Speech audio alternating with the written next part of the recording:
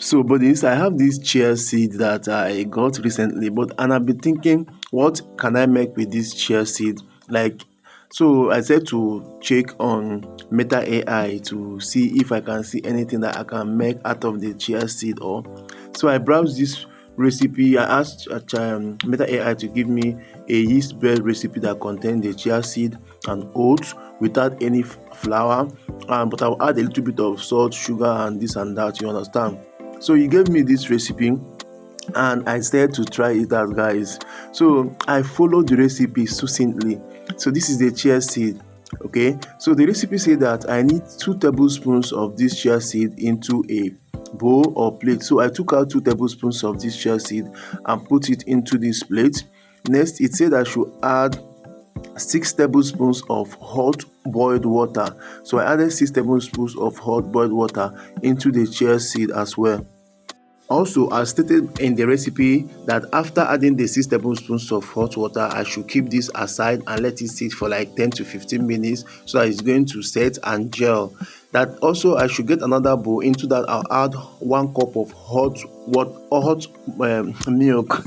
So to that hot milk, I should add 2 teaspoons of instant dry yeast. Okay, so I added the 2 teaspoons of yeast and then 1 teaspoon of sugar to activate the yeast. Okay, then I'll keep this warm milk aside for it to proof for like 5 to 10 minutes. Now also, you say I'm going to melt 2 tablespoons of butter or margarine, which I also showed you now.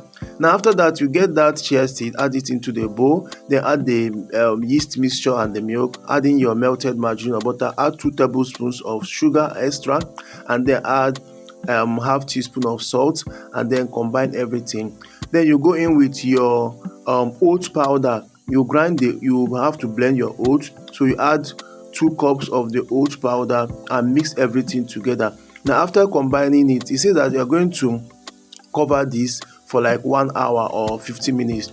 After the 1 hour, if it is stiff like this, you're going to add at least 1 or 2 tablespoons of extra hot water so that it's going to become lighter, so that it can easily spread in your pan, on which I also did. Then it said I should transfer this into my baking pan that I have greased and lined with baking paper, which I also did.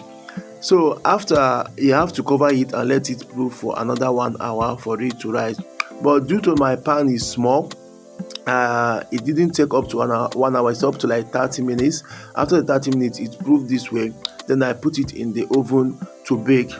So after, you have to preheat your oven first before you put it. Okay, and you bake according to your oven temperature. So it says 180 degrees or thereabout, if I can remember. So that's how I set it. But alas, after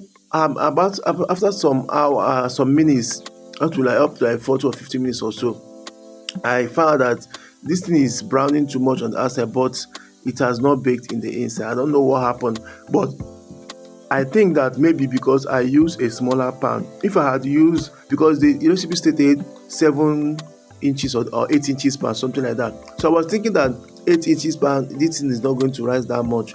That's why I use this one. So maybe if I used a bigger pan, it would have baked completely inside. But I had to put it back again to bake the second time. But this was the outcome after the second time of the baking. Will I try this again? No. Do I like it? No.